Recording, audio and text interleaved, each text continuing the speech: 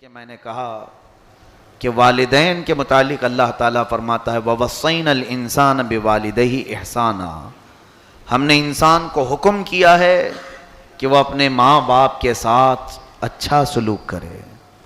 حملتہ امہ کرہن ووضعتہ کرہا، خاص طور پر ماں کے ساتھ، اس لیے کہ اس نے تمہارا حمل جو اٹھایا بڑی تکلیفوں سے، اور پھر جو تمہیں ولادت کی جو ایک سنگین حالت سے گزرنا پڑا، وہ بھی ایک بڑی کٹھن منزل سے گزری ہے۔ ووضعتہ کرہا یعنی اس نے بڑی تکلیف سے جنم دیا ہے۔ وحملہ وفصالہ 30 شہرا، حمل اور پھر وہ دودھ کے سارے ایام ملائیں گے تو 30 مہینے ہو جاتے ہیں۔ 30 مہینے تک وہ صرف تمہارے سے چمٹی رہتی ہے۔ اور اللہ تعالیٰ فرماتا ہے، یہاں کئی جگہ قرآن پاک میں یہ اس طرح کی آیت، ملتی جلتی آیت آئی ہے کہ میں نے انسانوں کو حکم دیا۔ دیکھیں یہاں پر اللہ جو کلمہ فرماتا ہے وَوَصَّيْنَا الْإِنسَانَ، یعنی یہ نہیں کہا ہے یہاں پر وَوَصَّيْنَا الَّذِينَ آمَنُوا، یعنی میں صرف ایمان والوں کو حکم دے رہا ہوں، نہیں، ہر انسان کے لیے ہے کہ وہ اپنے والدین کے ساتھ اچھا سلوک کرے، مسلمان ہو یا نہ ہو۔ تو قرآن کے پیغامات تو پورے عالمی ہیں، ہر ایک کے لیے۔ اب عمل کرنے والے کی قسمت ہے، جو آنا چاہے وہ آ سکے۔ میرے عزیزو، آج کے دور میں کثرت سے والدین کی نافرمانیاں دیکھنے آ رہی ہیں، اور ہمارے چہروں سے نور اور رونق ختم کر دی جائے گی۔ والدین سے جس نے اپنے تعلقات خراب کیے، ماں باپ کے ساتھ بدتمیزی کے معاملات جس نے کیے، اس کی تمام چیزوں کی رونق ختم کر دی جاتی ہے۔ فرمایا گیا، حضرت لقمان حکیم فرماتے ہیں، پوچھا گیا انسان کا سب سے برا وقت کون سا ہوتا ہے؟ کہا جب بزنس میں مندی پڑ جائے، یہ بیماریاں آ جائیں، یہ کہا نہیں، انسان کا سب سے برا وقت وہ ہے جب اس کے ماں باپ اس سے بات کرنے میں ڈرنے لگے کہ بیٹا ہمارا ناراض نہ ہو جائے، کچھ پوچھیں تو یہ خفا نہ ہو جائے۔ جس وقت اس کی کیفیت ایسی ہو گئی کہ ماں باپ اس سے بات کرنے میں ڈر محسوس کر رہے ہوں، لقمان حکیم فرماتے ہیں وہ انسان کا سب سے برا وقت ہے۔ اس لیے کہ یہ اتنا وقت جتنی دیر اس کے والدین اس سے ڈرتے رہتے ہیں، اس پورے لمحہ بلمحہ اللہ کے فرشتے اس پر لعنت بھیجتے رہتے ہیں۔ ہر پل وہ لعنتوں کا شکار ہوتا ہے۔ مجھے بتاؤ اس سے خراب وقت اور کون سا ہو سکتا ہے؟ جس وقت میں فرشتے ہمارے اوپر لعنت بھیج رہے ہوں۔ یہاں تو چھوڑو، ماں باپ کا ڈرنا تو اب عام سی بات ہو گئی ہے۔ بیٹے کو کچھ کہوں تو گھر چھوڑ کر کے بھاگ جاتا ہے، آنکھیں دکھاتا ہے، کھانا بند کر دیتا ہے، ڈانٹنا بھی مشکل ہو گیا۔ اے نوجوانوں، ایک دن یاد کرو گے جب تم کو کوئی ڈانٹنے والا ہی نہیں رہے گا، پوچھنے والا ہی نہیں رہے گا۔ ان ماں باپ کو جس دن مولا اٹھا لے، تمہاری خواہش ہوگی، آج خود ہم یہ سوچتے ہیں ہمارے اوپر کوئی تو ایک ایسا ہو جو ہمیں ڈانٹ کر کے کہے بیٹھ جا، اٹھ جا۔ ان کے وہ ڈانٹ میں بھی ایک پیار ہوا کرتا ہے، وہ گالی کبھی نہیں دیتے۔ وہ جس طرح سے سختی سے تمہیں بلاتے ہیں، وہ تمہاری محبت میں سختی کرتے ہیں۔ کیا بات ہے کہ وہ تمہیں رات میں زیادہ دیر باہر نہیں چھوڑتے؟ کیوں؟ تم کو تو ایسا لگتا ہے کہ پیچھے لگے رہتے ہیں، میری جاسوسی کر رہے ہو، میں کہاں جا رہا ہوں، کہاں نہیں جا رہا ہوں، کس سے مل رہا ہوں، تم کو کیا پڑی ہے اماں؟ ماں بار بار یہ ٹوکتی رہتی ہے تو اس کو ایسا لگتا ہے میرے کاموں میں خلل اندازی کر رہی ہے۔ اے میرے عزیز، ماں کو تم سے اتنی محبت ہے، وہ تمہیں سپوائل ہونا دیکھنا نہیں چاہتی، گندا ہونے وہ دیکھنا نہیں چاہتی، تمہارے راستے بگڑ جائیں یہ دیکھنا نہیں چاہتی۔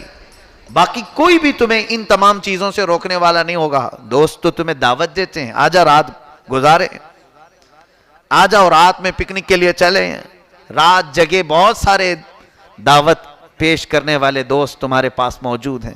ماں اور باپ کیوں خفا ہوتے ہیں؟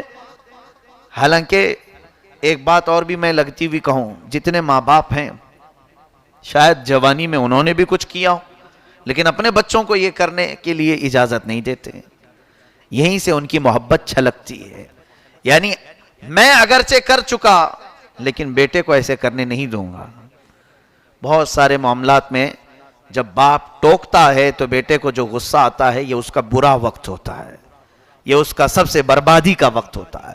اگر ایسا لگتا ہے کہ وہ ڈانٹ رہے ہیں، سر جھکا کر باہر نکل جاؤ، تھوڑی دیر کے لیے خاموشی اختیار کر لو، پلٹ کر کے جواب نہ دو، ورنہ تمہاری عبادتیں ضائع کر دی جائیں گی، تمہاری نیکیاں منہ پر مار دی جائیں گی، تمہاری جنت، یہاں تک کہ میرے آقا صلی اللہ علیہ وسلم فرماتے ہیں جنت کی خوشبو 500 سال دوری کی مسافت سے آ جائے گی، یعنی اتنی دور سے جنت کی خوشبو آتی ہے کہ ابھی 500 سال چلنے کا راستہ موجود ہے، اتنی دور سے جنت کی خوشبو آئے گی۔ لیکن میرے آقا فرماتے ہیں جو والدین کو ستانے والا ہے وہ جنت کی خوشبو بھی نہیں سونگھ سکے گا، اسے جنت کی خوشبو بھی نہیں سونگھائی جائے گی، وہ اس سے بھی محروم ہے۔ اور پھر حدیثیں آپ پڑھ کر کے دیکھو، یہ لیلۃ القدر ہے، آج بھی شب قدر ہے، 21-23ویں رات ہے آج، شب قدر آج ہو سکتی ہے۔ اس میں پوچھا گیا دعائیں سب کی قبول ہوتی ہیں؟ کہا ہاں، چند لوگوں کی چھوڑ کر۔ اس میں ایک میرے آقا نے یہ بھی فرمایا جس کے ماں باپ اس سے ناراض ہوں شب قدر میں اس کی دعائیں مار دی جاتی ہیں، اوپر نہیں پہنچائی جاتی ہیں۔ پھر بچا کیا ہے ہمارے پاس؟ اس سے زیادہ بربادی اور کس میں دیکھنے ملے گی؟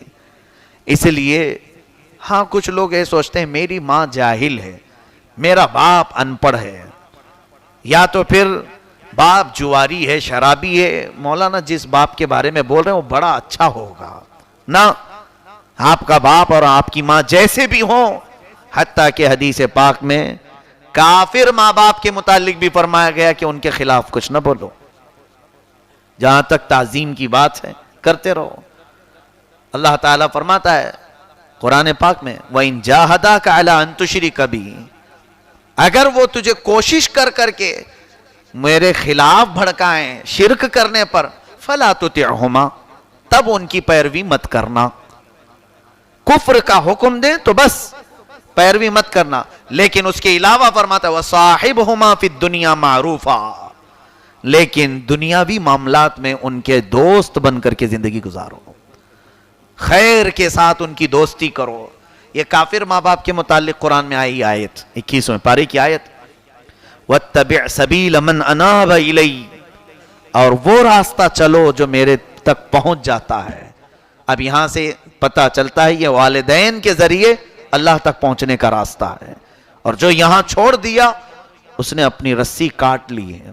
اللہ تعالیٰ اس نوجوان کو ہدایت عطا کرے جس کی ماں اور جس کے باپ اس سے پریشان ہیں۔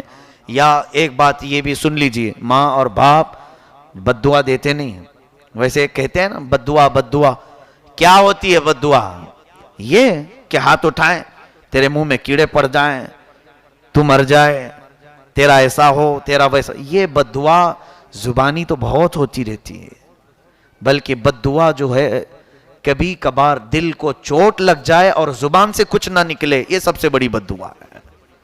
ایسا کبھی نہ کرو کہ اتنا دکھ پہنچا دیا کہ اب وہ بولنے کے بھی قابل نہیں رہی، کچھ نہیں بولی، لیکن دل جب اس کا ٹوٹا تو اللہ کا عرش اس کے خلاف کھڑا ہو جائے۔ اللہ تعالی ہمیں والدین کے فرما بردار بنا کر رکھے۔ سورہ محمد میں اللہ عز و جل نے جنات کے بہت سارے واقعات بیان فرمائے۔ فلما سمعوا، قرآن میں ان کے متعلق ہے وَإِذْ صَرَفْنَا إِلَيْكَ نَفَرًا مِّنَ الْجِنِّ يَسْتَمِعُونَ الْقُرْآنَ، جب یہ قرآن جو ہے ان کی طرف پھیرا گیا، جنات کی طرف، تو غور سے سنتے ہیں۔ فَلَمَّا حَضَرُوهُ قَالُوا أَنصِتُوا فَلَمَّا قُضِيَ وَلَّوْا إِلَىٰ قَوْمِهِم مُنذِرِينَ۔ قرآن جب پڑھا جاتا ہے تو جنات آ جاتے ہیں، غور سے سنتے ہیں، اور جب ختم ہوتی ہے تلاوت تو پھر اپنی قوم کی طرف واپس جاتے ہیں، اور کیا کہتے ہیں؟ قالوا یا قومنا انا سمعنا کتابا انزل من بعد موسیٰ مصدقا لما بین یدیہ یہدی الی الحق و الی طریق مستقیم۔ اے لوگو، اے ہماری قوم والو، ہم نے آج ایک ایسا کلام سنا ہے، موسیٰ علیہ السلام کے بعد یہ کلام ایسا آیا ہے جو پچھلی کتابوں کی تصدیق کرتا ہے اور سیدھے راستے کی طرف بلاتا ہے۔ یا قومنا اجیبوا داعی اللہ وآمنوا بہ، اے میری قوم والو آ جاؤ اللہ کی دعوت پر لبیک کہہ دو۔